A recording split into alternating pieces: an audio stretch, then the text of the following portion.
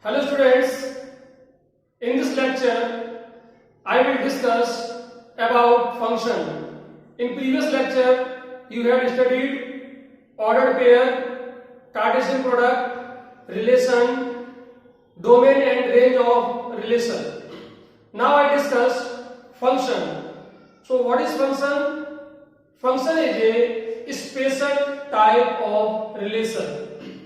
Function is also a relation but a special type of relation. So what is the specialty? So what is function? Function is a special type of relation. A special type of relation from set A to set B. So there are two specialties. Number one, each element of A has its image. Each element of A has its image. And what is the second specialty? Second specialty is each element of A has unique image.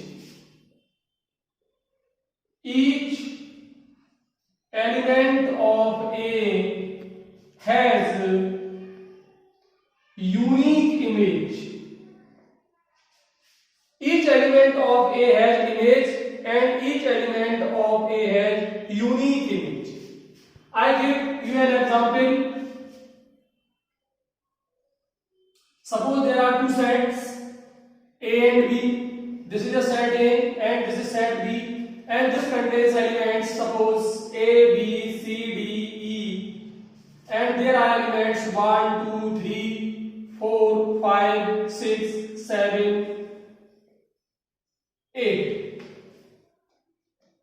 We represent this relation by arrow diagram. Suppose A is connected with 3, B is connected with 1, C and D are connected with 5, and E is connected with 7.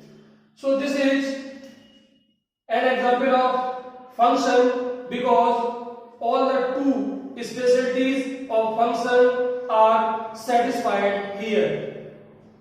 All the elements of A has its image. It means the image of A is 3, B is 1, C is 5, D is 5, E is 8. Each element of A has its image.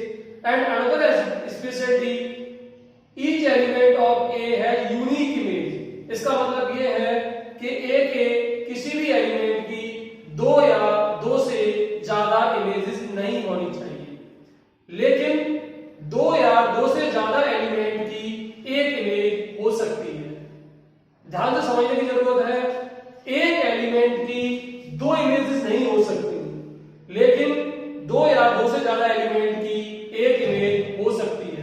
आप यहां पर ध्यान दीजिए, C और D की जो image है वो 5 है, E की इमेज 7 है. तो this is an example of function because all the two specialities are satisfied here. But if in case suppose this is the situation and in this situation this is not a function because the element C has two images 5 and 6. Now if the two elements have same image then it is a function. Suppose in this case there is no image of E, then it is not a function because the first condition is not satisfied that each element of A has its image. Now if it is connected with 7, so it is a function. So this is an example of function. Now what is domain, codomain and range of function? So there is a little bit difference between domain of relation and function, while the definition of codomain and range is same. In case of relation, all those elements which have their images, or you can say set of all the pre-images, is called domain. But according to definition of function, all the elements have their images, so entire set A is called domain. So what is the domain of this function f? Domain of this function f is equal to entire set A, and codomain of this function is entire set B. And the range set of all the images is called range. So images are 1, 3, 5 and 7. So range of this function is equal to set 1, 3, 5, 7. Now I will give you an example of relation of real life which is a function. This is a relation of real life which is a function. I have defined this as, suppose C is the set of children, यानी ये बच्चों का set है, L is the set of ladies, और ये महिलाओं का set है. This is the set of children, this is the set of ladies, and a relation R is defined as C, L such that C is child of L. कोई बच्चा किसी ladies से related कब होगा? जब वो उसका चाइल्ड होगा. इट मींस ये रिलेशन जो हमने डिफाइन किया है वो बच्चे और उसको उसकी मम्मी से कनेक्ट करता है. Now there is a set A and B and there are m children and n ladies. So C1 is child of L3, C2 and C3 both are the child of L1, C4 is the child of L6, C5 is the child of L5 and Cn is child of Ln. This is an example which is a function, because अगर कोई बच्चा है तो उसकी mummy जरूर होगी. इसका मतलब ये है कि फंक्शन की जो पहली कंडीशन है कि हर एलिमेंट की इमेज होनी चाहिए, वो कंडीशन यहाँ पर बिल्कुल फिट बैठती है. इट मींस अगर बच्चा है तो उसकी मम्मी जरूर होगी. इसका मतलब यह है कि हर एलिमेंट की इमेज होगी. दूसरी कंडीशन है हर एलिमेंट की यूनिक इमेज होनी चाहिए. यूनिक इमेज होने का मतलब है कि एक एलिमेंट की दो इमेजेस नहीं हो सकती. ये बड़ी आसानी से समझा जा सकता है कि एक बच्चे की दो या दो से ज्यादा मम्मी नहीं हो सकती हैं. लेकिन तीसरी कंडीशन जो है वो है दो या दो से ज्यादा एलिमेंट की एक इमेज हो सकती है. इसका मतलब ये कि दो या दो से ज्यादा बच्चों की एक मम्मी हो सकती है. इसका मतलब हर एलिमेंट की इमेज होगी. बच्चा है तो मम्मी जरूर होगी, लेकिन हर एलिमेंट की प्री इमेज हो ऐसा कोई भी जरूरी नहीं है. इसका मतलब है कोई लेडी ऐसी भी हो सकती है जिसके बच्चे ना हो.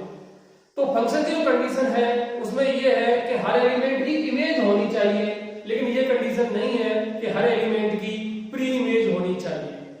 तो इस तरीके से ये एक रियल लाइफ का रिलेशन है जो कि फंक्शन भी है. Now I discuss which functions are invertible, यानी ऐसे कौन से फंक्शन हैं जिनका इनवर्स एग्जिस्ट करता है, या क्या कंडीशन है कि फंक्शन का इनवर्स एग्जिस्ट करेगा. तो मैं आपको बता दूं कि हर एक फंक्शन का इनवर्स एग्जिस्ट नहीं करता है. कुछ स्पेशल टाइप के फंक्शन ही ऐसे होते हैं जिनका इनवर्स एग्जिस्ट करता है, और ऐसे फंक्शन कहे जाते हैं one one onto function. तो देखिए, inverse of a function exist if it is a one one onto function. अब हम लोग जानेंगे कि कौन से function one one onto function कहे जाते हैं. इसके लिए मैंने आपको एक यहां पर एग्जांपल दिया है, और यहां पर दो सेट हैं ए और सेट बी. सेट ए की जो एलिमेंट है वो ए बी सी डी से लेकर के एच तक है, और सेट बी के एलिमेंट है 1 2 से लेकर के 11 तक है। और हमने यहाँ पर एक फंक्शन डिफाइन किया है, function f from a to b। ये फंक्शन है कि फंक्शन की दोनों कंडीशन यहाँ पर सेटिस्फाइड हो रही है कि हर एलिमेंट की इमेज होनी चाहिए, वो यहाँ पर हर एलिमेंट की इमेज है, और हर एलिमेंट की यूनिक इमेज होनी चाहिए, वो किसी भी एलिमेंट की 2 या 2 से ज्यादा इमेजेस नहीं है। अब हम ये जानेंगे कि ये फंक्शन किस तरीके का फंक्शन है। A की इमेज 5, B की इमेज 3, C की इमेज 1 है, D की इमेज 6 है। E, F और G ये 3 एलिमेंट ऐसे हैं जिनकी इमेज सेम है और वो इमेज है 9। तो ऐसे फंक्शन जो कहे जाते हैं वो कहे जाते हैं मैनी वन फंक्शन। यदि 2 या 2 से ज्यादा एलिमेंट की इमेज सेम होती है तो ऐसे फंक्शन कहे जाते हैं many one function. Many one function, many one function का मतलब है 2 या 2 से ज्यादा एलिमेंट की एक ही इमेज है। E, F और G की इमेज यहां पर सेम है, इसलिए ये मैनी वन फंक्शन है। और दूसरी बात 4 और 8, 10 और 11 ये 4 एलिमेंट ऐसे हैं जिनकी कोई भी प्री इमेज नहीं है। किसी भी एलिमेंट की प्री इमेज ना होना ये फंक्शन की कंडीशन नहीं है, लेकिन ये फंक्शन है। लेकिन कुछ एलिमेंट ऐसे हैं जिनकी प्री इमेज नहीं है। यदि एक भी एलिमेंट ऐसा है जिसकी प्री इमेज ना हो तो ऐसे फंक्शन इनटू फंक्शन कहे जाते हैं। तो आपके सामने दिया गया एग्जांपल एक इनटू फंक्शन का एग्जांपल है जिसमें 4, 8, 10 और 11 की कोई भी प्री इमेज नहीं है। ये फंक्शन का एग्जांपल है और ये फंक्शन इनटू फंक्शन है। तो कुल मिलाकर के आपके सामने दिया गया फंक्शन एक मैनी वन इनटू फंक्शन है। f एक फंक्शन है a to b, f is a function from a to b, तो f inverse is a function from b to a। तो f इनवर्स जो होता है वो एक फंक्शन होता है सेट b से सेट a में। अब चेक करते हैं क्या ये b टू a में भी फंक्शन है या नहीं है। तो देखिए 1 की इमेज c है लेकिन 2 की कोई भी इमेज नहीं है। अब हम b से a की तरफ देख रहे हैं और अगर b से a की तरफ चले, उल्टे चले इनवर्स फाइंड करने के लिए, तो आपको एक ऐसा एलिमेंट 2 मिलता है जिसकी कोई भी इमेज नहीं है। इसका मतलब ये है कि ये b2a फंक्शन नहीं है। और दूसरी कंडीशन अगर हम आगे बढ़े तो 4 की भी कोई प्री इमेज नहीं मिलेगी और 8 की भी कोई प्री इमेज नहीं है। और हम यहां पर देखते हैं 9, एलिमेंट 9 जो है उसकी 3 इमेजेस मिलती हैं। b2a चलने पर एलिमेंट 9 की 3 इमेजेस मिलती हैं। इस तरह से ये b2a फंक्शन नहीं है। इसका मतलब यह है कि f कोई फंक्शन है सेट a से सेट b में, लेकिन f इनवर्स जो है वो b2a वो एक फंक्शन नहीं है। अब ऐसा क्या होना चाहिए कि ये a टू b भी फंक्शन हो जाए और b टू a भी फंक्शन हो जाए।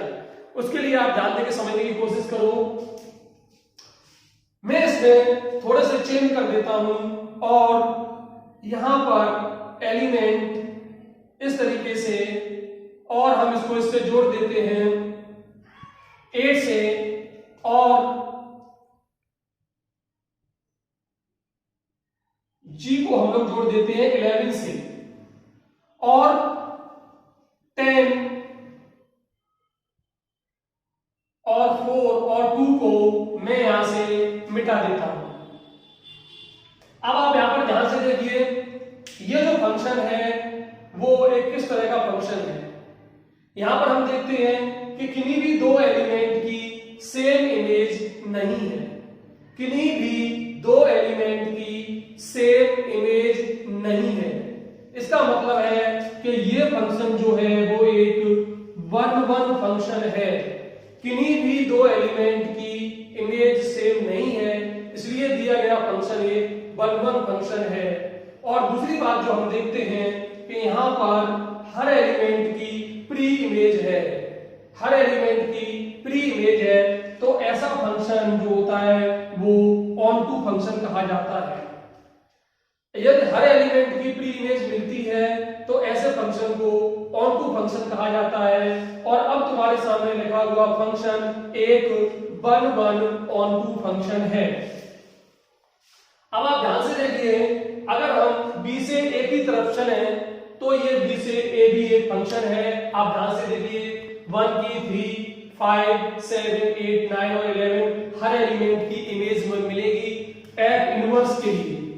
f इनवर्स का आप ध्यान दीजिए, f inverse b to a, ये b to a भी फंक्शन है क्योंकि हर एलिमेंट की इमेज है और ऐसा कोई भी एलिमेंट नहीं है जिसकी दो या दो से ज्यादा इमेजेस हो। इसलिए अब ये आपका एग्जाम्पल है वो एक one one onto function का एग्जाम्पल है। और किसी भी फंक्शन का इनवर्स तभी एग्जिस्ट करता है जब वो एक one one onto function हो। Hence, inverse of a function exists only when it is a one-one onto function. Now I will discuss about trigonometric functions. आप लोग trigonometric functions के बारे में काफी सारी चीजें 10th क्लास में पढ़ चुके हो, तो मैं आपको सबसे पहले उनका एक रिवीजन कराऊंगा। उसके बाद मैं आपको बताऊंगा कि trigonometric functions के डोमेन और रेंज क्या होते हैं जिसकी इनवर्स ट्रिग्नोमेट्री में जरूरत पड़ेगी। तो आप सब लोग जानते हो, जैसा आपने 10th क्लास में पढ़ा था, it is a triangle, right angle triangle A B C, और यहाँ पर एंगल बी 90 डिग्री है और इसके ठीक सामने की जो साइड है दिस इज कॉल्ड हाइपोटेन्यूस। अगर आप एंगल ए को कंसीडर करते हो, suppose angle A is theta, तो उसके ठीक सामने की जो साइड होगी this is called perpendicular and third side is called base। ये फॉर्मूला आपने 10th क्लास में पढ़ा है, sin, cos, tan, cot, sec, cosec। sin perpendicular upon hypotenuse, cos base upon hypotenuse, tan perpendicular upon base। यानी ऊपर से नीचे चलेंगे ऊपर वालों के लिए और नीचे से ऊपर चलेंगे नीचे वालों के लिए। cosec is equal to hypotenuse upon perpendicular, sec is equal to hypotenuse upon base और cot is equal to base upon perpendicular। तो ये 6 ट्रिग्नोमेट्रिक रेशियोज हैं, sin theta, cos theta, tan theta, cot theta, sec theta और cosec theta, और इसके फॉर्मूले मैंने आपके सामने लिखे हुए हैं इसके अकॉर्डिंग। और कुछ बातें जो आपने 10th में पढ़ी हैं वो है cosec और sin एक दूसरे के रिवर्स होते हैं, sec और cos एक दूसरे के रिवर्स होते हैं, कॉट और tan एक दूसरे के रिवर्स होते हैं। और ये फॉर्मूला आपको पढ़ा है tan थीटा बराबर sin theta upon cos theta, cot theta equal to cos theta upon sin theta. और यहां पर मैंने 3 आइडेंटिटी लिखी हुई है जो आपने 10th क्लास में पढ़ी है और इनका प्रूफ भी किया है। आइडेंटिटी का मतलब यह है कि this result is true for all values of theta. It means whatever value of theta, this result is true. It is true for 30 degree, 45 degree or whatever is the angle. So it does not depend on angle. So these results are called identity, and there are 3 trigonometric identities which are already studied by you in class 10th. अब मैं आपको कुछ discussion करूंगा domain और range से related. पिछले video में मैंने आपको डोमेन और रेंज के बारे में बताया था, लेकिन वो एक सेट की फॉर्म में थी। Set of all the images is called range, set of all the pre images is called domain. लेकिन अब हम डिस्कशन करते हैं domain and range of real functions. So what is the definition of domain? Suppose y is a function of x, y x का एक function है। So what is domain? Domain की definition है set of all values of x for which fx real. आपके syllabus में real functions हैं और हम जो डोमेन की डेफिनेशन दे रहे हैं, this is for real functions. So what is domain? Set of all values of x, x की वो सभी वैल्यूज जिसके लिए fx है वो रियल होना चाहिए, तो it is called domain. x की वैल्यू को हम डोमेन बोलते हैं। Set of all possible values of x। So what is range? Set of all possible values of y और fx। जो y की पॉसिबल वैल्यूज हैं, या आप fx भी बोल सकते हो, as we know that y equal to fx। जो y की पॉसिबल वैल्यूज हैं, they are known as range। तो set of all possible values is called of x is called domain, and set of all possible values of y or fx is called range। Now I want to discuss about domain and range of trigonometric function। तो आप समझने की कोशिश करो कि चाहे x कुछ भी सही, sin थीटा की वैल्यू बड़ी आसानी से हम लोग निकाल सकते हैं। एंगल्स 0 से 360 के बीच होते हैं और बड़े जो एंगल होते हैं वो भी इसी रेशियो में घूम करके आ जाते हैं। तो चाहे एंगल कुछ भी क्यों न बना रहे, sin थीटा की वैल्यू बड़ी आसानी से निकाली जा सकती है। तो इसलिए इसका जो डोमेन है वो है रियल नंबर। और इसी तरीके से cos की वैल्यू भी किसी भी एंगल के लिए फाइंड की जा सकती है, इसलिए इसका डोमेन भी है रियल नंबर। अगर हम tan की बात करें तो tan का डोमेन क्या होगा? तो देखिए tan थीटा को मैंने यहां लिखा हुआ है sin theta upon cos theta. tan x का मतलब हो गया sin x upon cos x। इसका मतलब यह है कि tan वहां पर डिफाइन नहीं है जहां पर cos 0 हो जाता है, क्योंकि ये मैथमेटिक्स का रूल है कि आप किसी भी चीज को 0 से डिवाइड नहीं कर सकते। सपोज आप लोग ट्रिग्नोमेट्री के बारे में 11th क्लास में पढ़े हो, आप सब लोग जानते हो इस तरीके से this is angle 0, this is π/2, it is π and it is 3π/2 or it is also 2π, और it is first AS/C rule भी आप जानते हो, AS/TC। A it means all trigonometric ratios are positive। यहाँ पर sin पॉजिटिव तो sin का होगा cosec भी पॉजिटिव, tan और cot positive, remaining are negative, cos और sec पॉजिटिव होंगे, बाकी सब नेगेटिव होंगे। एक बात बहुत ध्यान से समझने की है, बहुत ही इंपॉर्टेंट रिजल्ट है ट्रिग्नोमेट्रिक इक्वेशन का, कि इस लाइन पर cos 0 होता है। ध्यान से समझ लीजिए, इस लाइन पर cos 0 होता है और इस लाइन पर sin 0 होता है। इसका मतलब cos की वैल्यू π/2 और 3π/2 पर 0 होगी।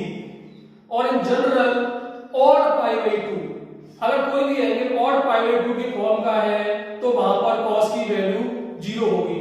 एग्जांपल के लिए 3π/2, 5π/2, 7π/2, 11π/2, और नेगेटिव में भी आप कर सकते हैं -13π/2, -15π/2।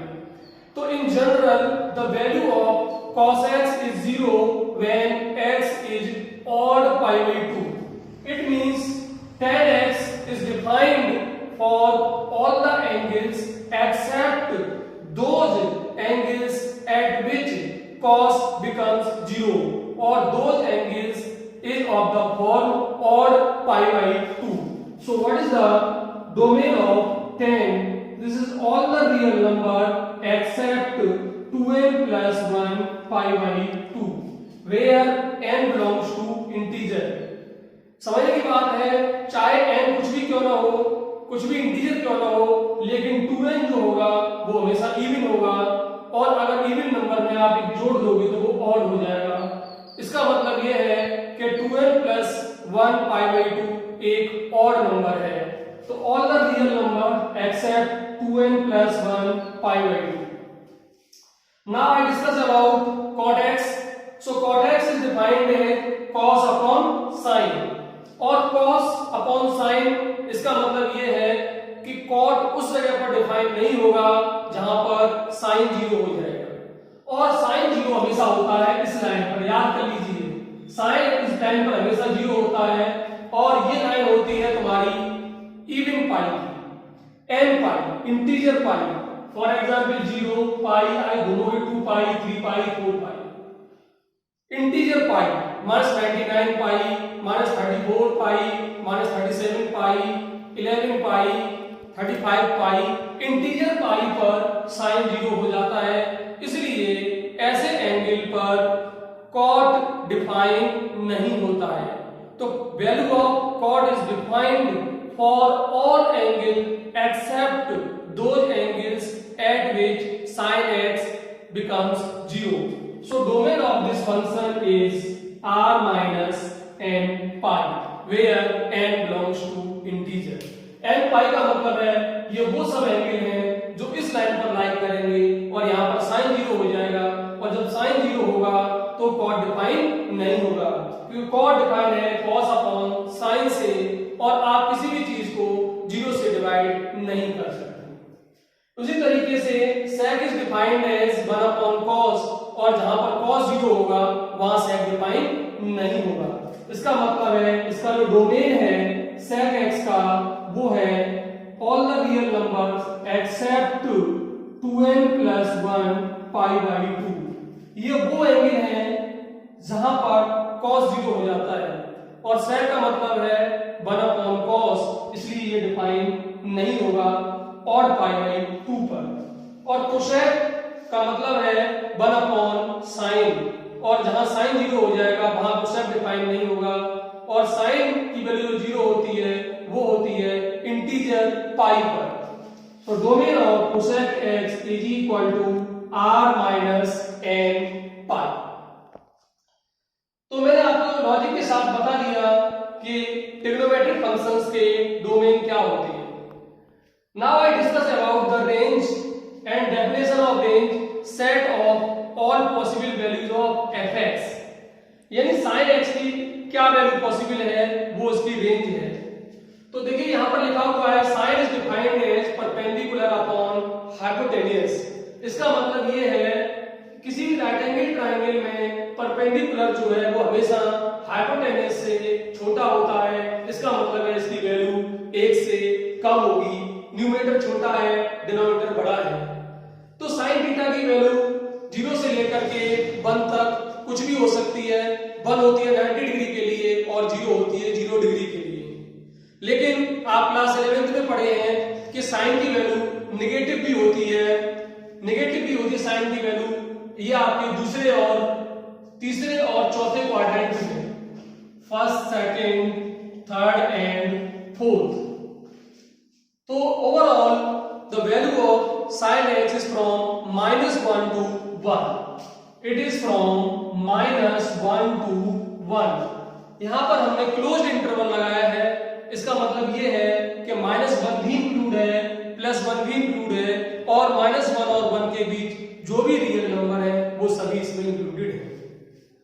Same cos x, cos is defined as base upon hypotenuse, और सेम लॉजिक की तरह इसकी भी रेंज हो जाएगी -1 से 1 तक। क्लोज इंटरवल को हम स्क्वायर बेसिस से लिखते हैं। अब हम बात करते हैं tan x, and tan is defined as perpendicular upon base। किसी भी ट्रायंगल में परपेंडिकुलर बेस से कितना भी बड़ा हो सकता है। इसका मतलब न्यूमरेटर की वैल्यू डिनोमिनेटर से बहुत बड़ी भी हो सकती है, और tan थीटा की जो वैल्यू होती है वो 1 से बड़ी भी हो सकती है, और इन्फिनिटी तक भी हो सकती है। और उसी तरीके से परपेंडिकुलर बेस के कंपैरिजन में बहुत छोटा भी हो सकता है, तो इसकी वैल्यू 0 भी हो सकती है। तो जो tan x की जो रेंज है वो है -इंफिनिटी टू इंफिनिटी। यहां पर हमने स्मॉल इंटरवल, स्मॉल ब्रेसेस का यूज किया है, और ये ओपन इंटरवल को इंडिकेट करता है, और ये रिप्रेजेंट करता है कि -infinity and +infinity are not included. हमेशा याद रखिए कि माइनस इंफिनिटी और प्लस इंफिनिटी पर कभी भी क्लोज इंटरवल नहीं आता है, क्योंकि ये वैल्यू खुद ही डिफाइन नहीं है। Next is cot x and it is defined as base upon perpendicular as the same logic of tan x. The range of cot x is from minus infinity to infinity. Now sec x and cosec x, the range of cos x is minus 1 to 1. आप ध्यान देकर समझिए कि अगर कोई number -1 और 1 के बीच है तो उसका उल्टा कभी भी -1 और 1 के बीच नहीं होगा। फॉर एग्जाम्पल कोई नंबर है 1/5, आपने रिवर्स कर दिया तो 5 हो गया। कोई नंबर है -1/2, रिवर्स कर दिया तो -2 हो गया। ये नंबर -1 और 1 के बीच है, लेकिन जब उल्टा करते हैं तो ये कभी भी -1 और 1 के बीच नहीं आता है। इसका मतलब ये है कि जब आप रिवर्स करोगे तो या तो वो 1 से बड़ा होगा या फिर -1 से छोटा होगा।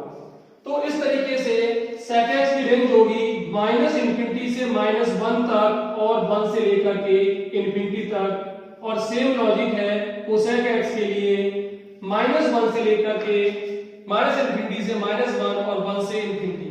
ध्यान देने वाली बात है -1 और 1 पर मैंने क्लोज इंटरवल यूज किया है क्योंकि ये वैल्यू इंक्लूडेड है।